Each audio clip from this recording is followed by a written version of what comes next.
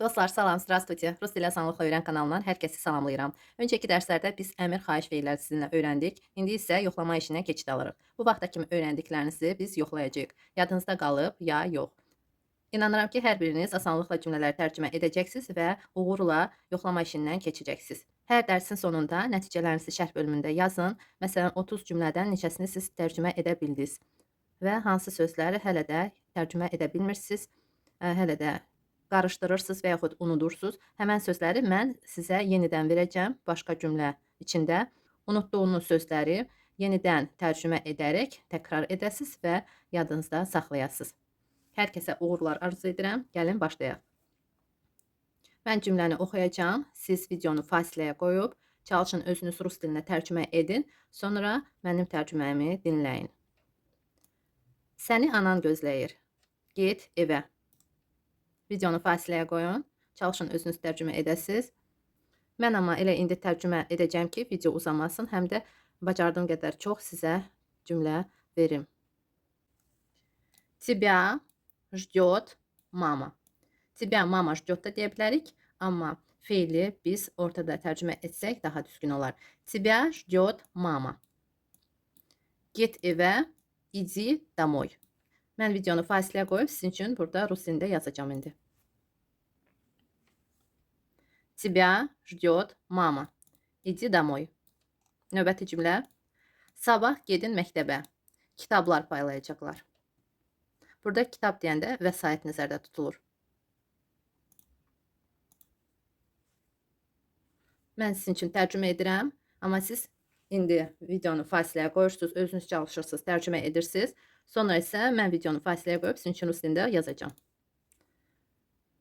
Deməli, sabah, завтра. Завтра пойдите в школу. Или пойдите завтра в школу. Sabah sözü biz həm əvvəldə, həm ortada, həm axırda tərcümə edə bilərik. Пойдите завтра в школу. Burada təklifdir. Buna görə də get və yaxud gedin, idite olmayacaq, məhz пойдите. Kitablar paylayacaqlar. Будут раздавать учебники. Kniги yox, учебники. Çünki biz burada vəsaiti nəzərdə tuturuq. Və nəyə görə budut? Çünki hələ baş verməyib, gələcək zamandadır və ola bilsin ki, bu baş vermədi. Hələ dəqiq olmadığına görə biz deyəcəyik budut. Budut раздавать kniги. Kitablar paylayacaqlar. Biz bilmirik, bir nəfərdir və yaxud bir neçə nəfər paylayacaq. Buna görə də hər zaman cəmdə deyəcəyik. Bilmədiyimiz halda biz cəmdə deyirik. Kitablar paylayacaqlar. Mən videonu fasiləyə qoyub sizin üçün burada yazacağım indi. Пойдите завтра в школу. Будут раздавать учебники.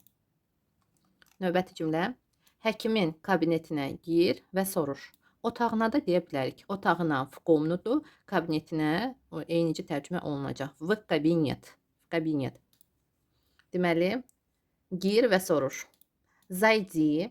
Biz əmr, xahiş feilləri birinci tərcümə edirik. Fikir verirsiniz. Пойдите, sonra иди. Buna görə də birinci deyəcəyik. Gir həkimin otağına və soruş. Bu cür tərcümə edəcəyik. Videonu fasiləyə qoyub özünüz çalışın, tərcümə edəsiniz.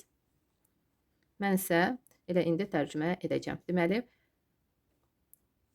gir biz deyirik, təkdədir. Zaydi v kabinet vracha, həkimin kabinetinə olacaq v kabinet vracha. И спроси.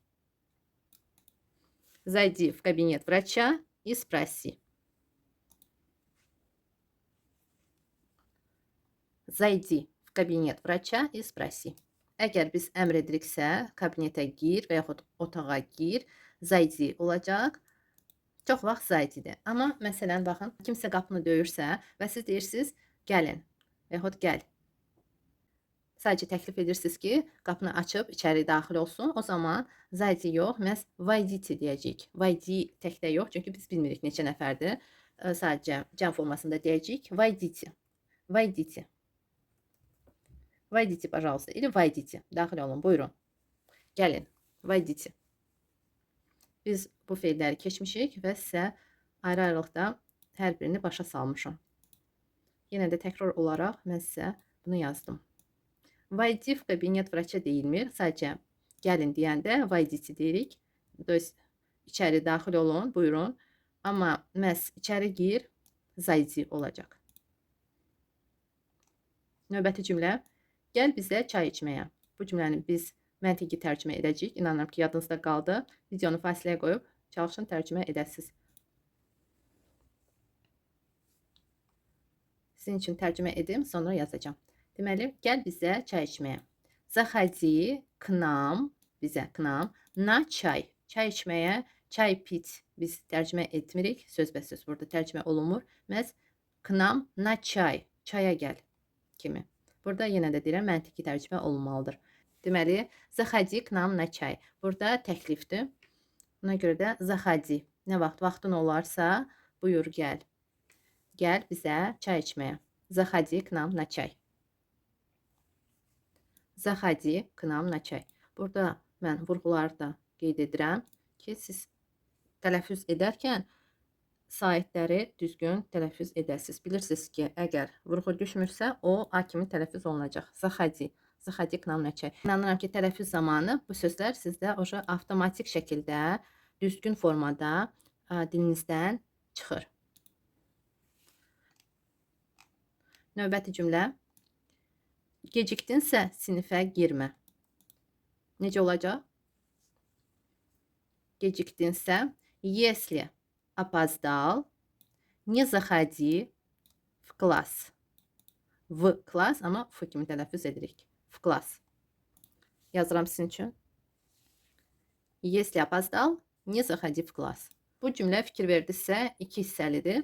Если опоздал, не заходи в класс. Hər ikisi elə bil ki, ayrı-ayrı məna daşıyır və buna görə də siz bunu belə deyək də, başqa cürdə tərcümə edə bilərsiniz. Не заходи в класс, если опоздал.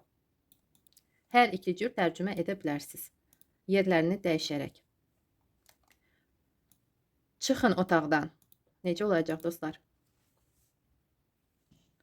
Выйдите из комнаты. Çıxın burada cəmdədir. Buna görə də biz C ilə dedik. Выйдите. Выйдите из комнаты. Təkdə əgər desək, çıx otaqdan olacaq выйди из комнаты. Siz bunu artıq bilirsiniz. Növbəti cümlə.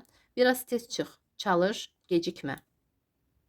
Videonu fasiləyə qoyub özünüz çalışın tərcümə edəsiniz. Çıx sözünü biz birinci tərcümə edəcəyik. Deməli, выйди пораньше. Biraz tez. Çalış, gecikmə. Постарайся не опоздать. Fikir verdinizsə, bu cümləni mən biraz dəyişdim. Выходи yox, выйди. Çünki burada biz əmr edirik. Постарайся не опоздать. Выходи пораньше, чтобы не опоздать. Bu deməkdir ki, biraz tez çıx, gecikməmək üçün. Amma burada məhz biz əmr edirik. Orada təklif edirik ki, tez çıx, gecikməmək üçün. Amma burada tez çıx, çalış, gecikmə. Biraz əmr formasındadır. Həm də burada da söz dəyişdi, başqa sözdür deyə. Постарайся, çalış, gecikmə. Выйди пораньше. Biraz tez çıx, çalış, gecikmə. Getmə, qal. Necə olacaq dostlar? İnanıram ki, rahatlıqla tərcümə edə bilirsiniz. Не уходи. Останься. Не уходи. Останься. Burada vurğu düşmür. Buna görə də A kimi tələffüz olunacaq. Не уходи. Не уходи. Y-də I kimi tələffüz olunur. Siz bunları bilirsiniz. Yox ol və yaxud dəf ol. Necə tərcümə edəcəksiniz? Исчезни. Исчезни. Yox ol. Исчезните. Yox olun. Növbəti cümlə.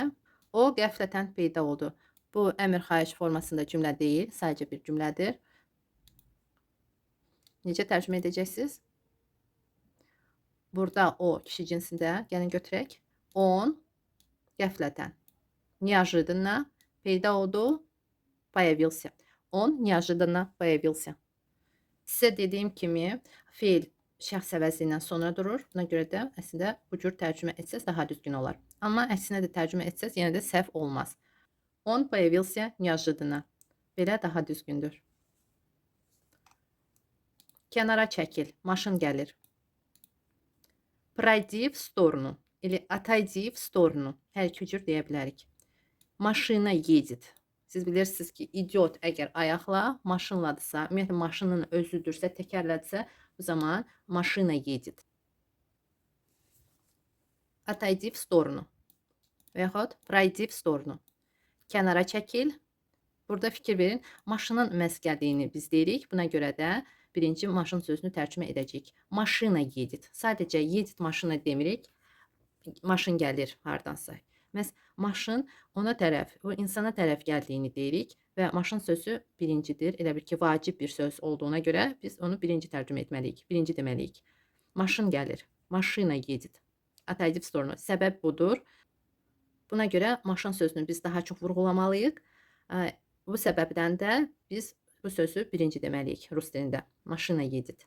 Əslində feil öndə durur hər zaman, amma burada məhz maşının gəldiyini vurğulayırıq. Maşın sözü daha önəmli olduğuna görə birinci bu sözü deməliyik. Maşına едет. Отойди в сторону. Növbəti 4 cümləni mən sizə tərcümə etməyərək vermək istəyirəm.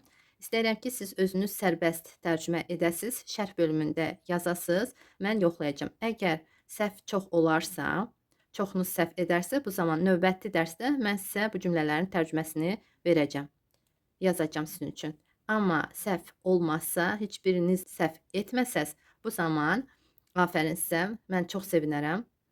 Və artıq bu cümlələri tərcümə etməyərək 16-cı cümlədən biz davam edəcəyik. Gəlin sizin üçün oxuyum.